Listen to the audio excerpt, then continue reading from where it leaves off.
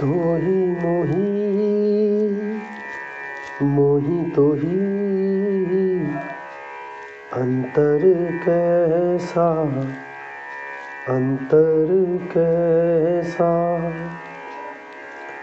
कनक कटक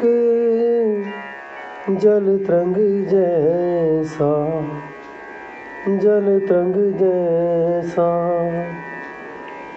तो ही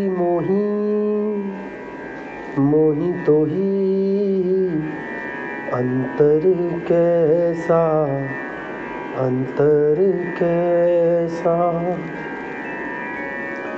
जो पे हम ना पाप करंता अहे अनंता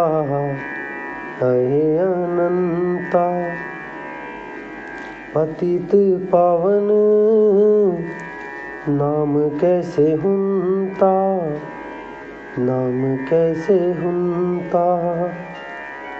तो ही मोही तो ही अंतर कैसा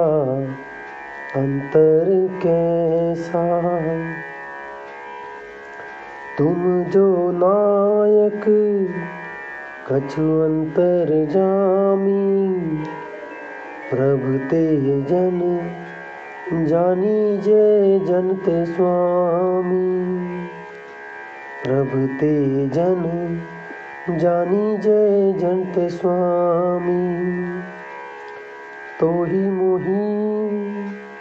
मोही तो ही अंतर कैसा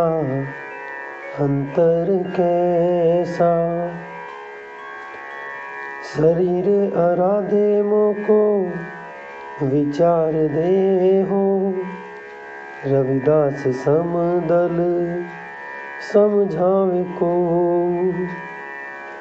शरीर आराधे मोको विचार दे हो रविदास समदल समझाए को तो ही मोही तो ही अंतर कैसा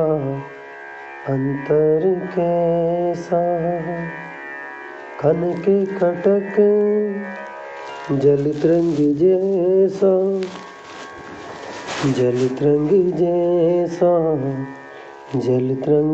जैसा हे प्रभु जी, आप में और मुझ में अब कोई भिन्नता नहीं रही। मैं आपके नाम का सिमरण करके आपका रूप हो गया हूँ। जो जीव इस संसार में सभी तरह के बंधनों से मुक्त होना चाहता है तो वह क्या करे? प्रभु का नाम सुमिरन करे। यदि वह प्रभु का नाम सुमिरन करता है तो वह भी प्रभु रूप हो जाता है।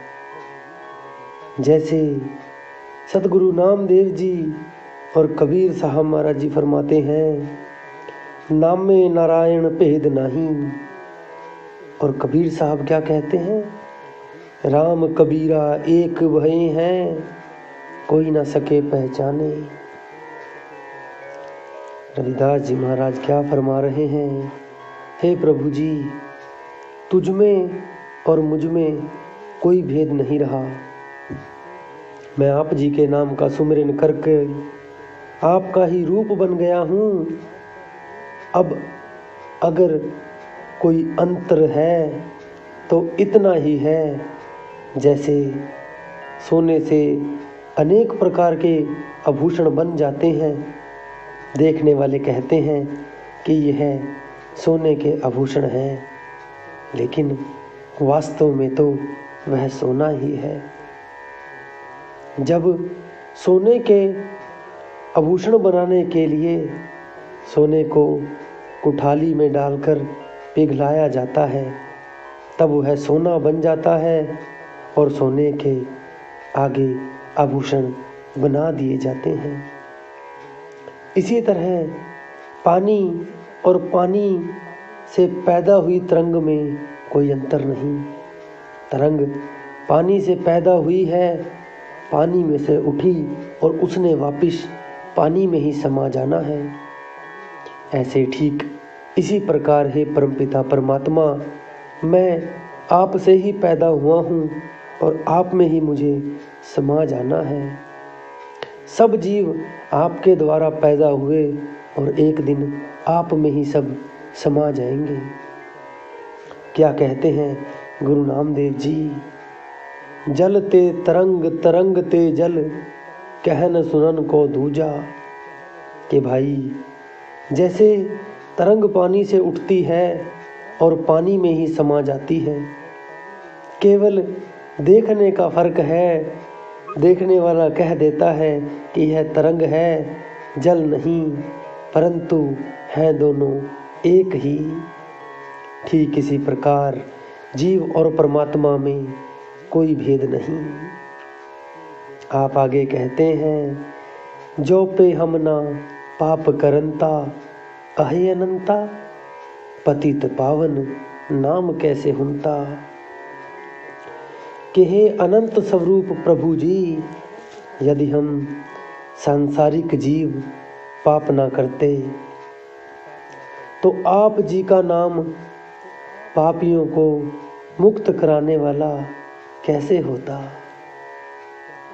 नामदेव जी फरमाते हैं, पतित पवित भय राम कहत ही। कि परमात्मा का नाम उच्चारण करने से अनेक बड़े से बड़े पापी भी तर गए। क्या फरमाते हैं गुरु नानक देव जी, भरिए मत पापा के संग, ओह धोपे नावे के रंग। कि भाई जीव पर पापों की इतनी मैल चढ़ी हुई है कि उस मैल को उतारने का अगर कोई साबुन है तो वो उस हरि रूपी परमात्मा का नाम है। जैसे हमारा कपड़ा गंदा हो जाता है, हम कपड़े के दाग धुलवाने के लिए धोबी के पास जाते हैं। धोबी क्या करता है, एक भट्टी चढ़ाता है, अगर दाग नहीं उतरते तो 2-3 भट्टी चढ़ाता है, बार बार कपड़े को धोता है। उस धोबी को पता है कि इस कपड़े में चमक है, पर उस चमक को निकालने के लिए धोबी बार बार मेहनत करता है।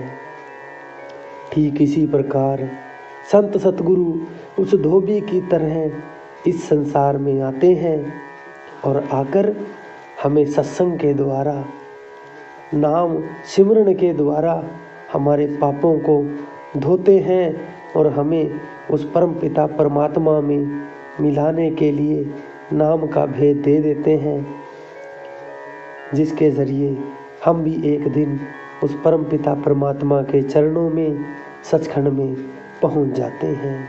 पर कैसे? गुरु की समझाई गई युक्ति के अनुसार, बिना नागा भजन और सुमरन को पूरा समय देकर। तुम जो नायक अछुअंतर जामी, प्रभ तेजन जाननी जे जनते स्वामी। कि हे परमात्मा जी, आप सारे संसार के जीवों में कण कण को जानने वाले सबके मालिक हो और मैं आप जी का दास हूँ। जैसे मालिक के कारण दास और दास के कारण मालिक जाना जाता है, ऐसे ही हे प्रभु, मैं आपका सेवक हूँ और आपका सेवक होने के कारण ही यह संसार मुझे जानता है। सतगुरु नामदेव जी फरमाते हैं, ठाकुर ते जन जन ते ठाकुर, खेल फर्यो है तो स्यों। कि हे परमात्मा जी, स्वामी के कारण सेवक और सेवक के कारण स्वामी को जाना जाता है।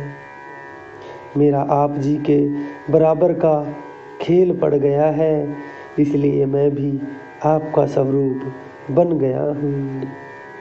क्या फरमाते हैं गुरु अर्जन देव जी, हर का सेवक सो हर जेहा, भेद ना जानो मानस देहा।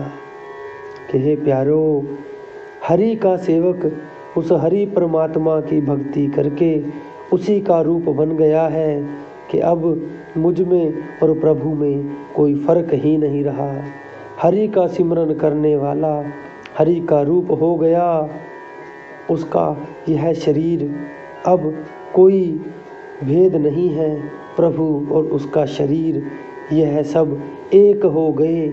उसकी आत्मा उस परमपिता परमात्मा में जाकर सचखंड में विलीन हो गई।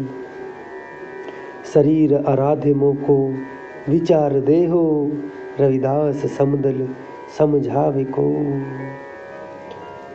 सतगुरु रविदास जी महाराज फरमाते हैं कि हे प्रभु जी, मुझे ऐसे विचारों की बख्शिश करो कि जब तक मैं इस शरीर में रहूं, मैं तुम्हारा सुमिरन करता रहूं, एक समान दृष्टि से महापुरुषों की संगत करता रहूं, दर्शन दीदार करता रहूं और मेरे अज्ञानता के जो भंडार भरे पड़े हैं उनमें ज्ञान का प्रकाश हो जाए। सभी जीवों को मैं आपके चरण शरण में लगाऊं और आप भी भजन करूं, सबसे भी भजन सुमिरन करवाऊं, सबसे भजन सिमरन करवाऊं जी।